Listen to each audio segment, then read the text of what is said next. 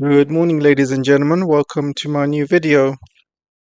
So something strange has been going on in this conflict between Iran, Israel, and United States. I knew there was something wrong when Trump started throwing all these bunker busters at Iranian nuclear sites. And those Iranian nuclear sites were empty. Looks like, from some of the reports that I'm reading, looks like Iran got some sort of prior warning from the United States that these sites were going to be bombed. And so they moved all of the important gear from those sites. And and then those bombs basically dropped on the entrances and also on the exits as well. But none of the nuclear core has been damaged. And I gave United States and Iran the benefit of the doubt. But then today, something even stranger happened. Iran then sent 6 or 7 missiles towards Qatar, and each of them were very slow missiles. They weren't hypersonic missiles, these were short range missiles, and they seemed to be very slow, and all of them were shot out the sky. They sent a few at Bahrain as well, and Iraq. And again, they were shot out the sky. And that's not the strangest thing. The strangest thing is the oil prices just shot down. So the oil prices today was around $74 per barrel. Suddenly after this attack, the oil prices went down to 67, maybe 66. And that's something strange, right? Because if there was if there was a conflict escalating in the Middle East, if these Middle Eastern countries are getting missile attacks from Iran and there was all sorts of uncertainty happening, then you don't know if America is going to fight back, and you don't know if this is going to start World War III. The oil prices should shoot up, but it didn't. It did something strange. It shot all the way down, and that tells me that there's more to this story than meets the eye.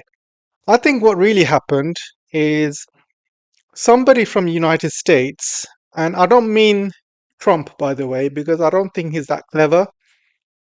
I think somebody higher up, maybe military or somebody, to avoid World War III. I believe there's a greater force higher than the president stopping World War III from happening. And what they do is, listen to this, right? I think what's happened is they knew this attack was coming into Iraq.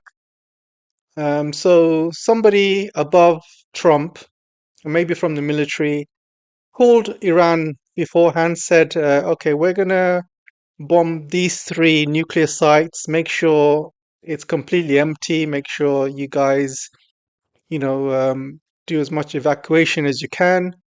And in return, you can fire some missiles at Qatar. Make sure you let them know beforehand and make sure these are slow missiles just to save face. So I think that's what happened. They made some sort of deal behind the scenes. This is not Trump making the deal because I don't think Trump is that clever. And the reason I don't think Trump is that clever, you just have to look at his social media posts, his Twitter posts. This is a real, idiotic man sending these posts, almost like psychotic or narcissistic.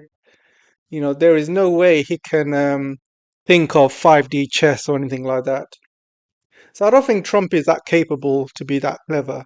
I think there is somebody in the military or somebody higher up who's stopping World War III from happening. And I think that's what happened. They made a deal behind the scenes. So they made a deal with Iran. They said, all right, we're going to bomb these 3 nuclear sites. Make sure you evacuate them and you can fire some rockets at Qatar in return just to save face. So everybody wins. Trump wins because he made a promise to his donors, the Israelis, the Jews, to bomb Iran, and he did that. So they can't say he didn't do it. Iran wins by retaliating to Qatar, um, and everybody walks away. They save face basically. So I think that's what's happened basically. And I say that because you look at social media, you look at the Iranian um, language that's coming out.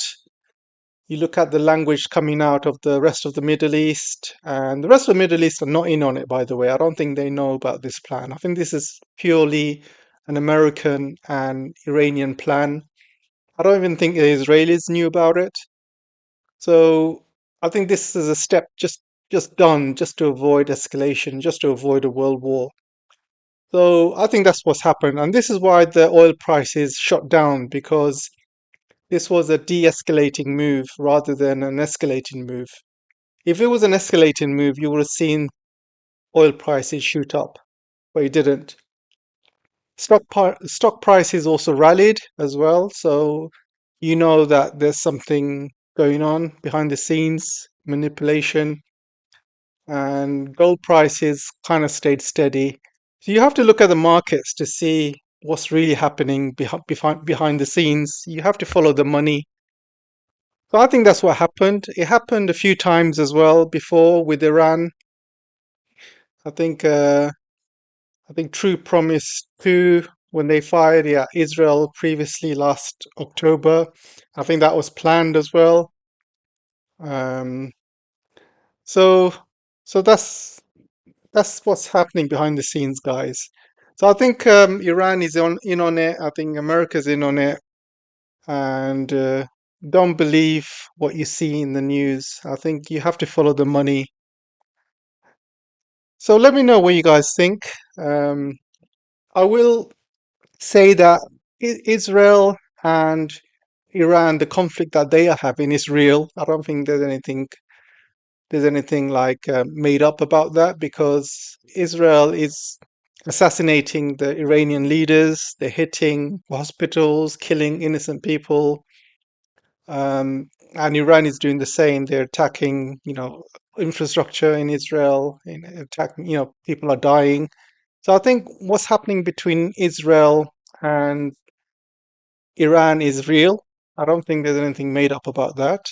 But I think what happened between USA and Iran was fake. And I think this was purely a face-saving exercise. I think Trump had to do it because he was forced to do it by the Jews, his masters, his paymasters, and and I think somebody from behind the scenes told Iran what's happening.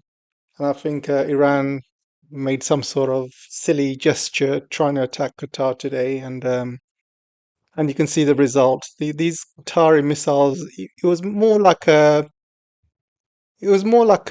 token gesture, really. I think those missiles are not really there to hit Qatar, and also it's a message to the Gulf countries as well that do not hold U.S. military bases in your country. Because once you hold US military bases in your country, you become a target.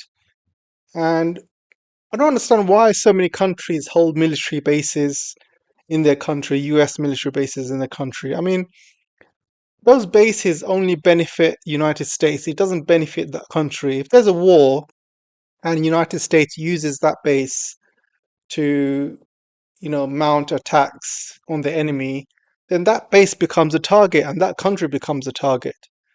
So I don't know why all these countries use these bases or lease out bases to American, soldiers and the army. You as a country have no sovereignty if you do that. I think in the world there's only about 6 or 7 countries who are truly sovereign, and you can tell if they're really sovereign by if they have any US military bases in their country. And the countries who are really sovereign, who have no military bases in their country, is number one, China, number two, Russia, number three, North Korea, number four, Iran, number five, Afghanistan, because the US has left Afghanistan, number six, Venezuela, and I would say Cuba, but there is a base in Cuba. I think it's called Guantanamo Bay. So I'm not going to add Cuba to the list. But I'm sure there's one or two African countries that kicked out American bases as well. I'm not 100% sure. I'll have to check that. But yeah, there's only a few countries, guys, who are actual sovereign countries. Every other country has got a military base in it, a US military base in it.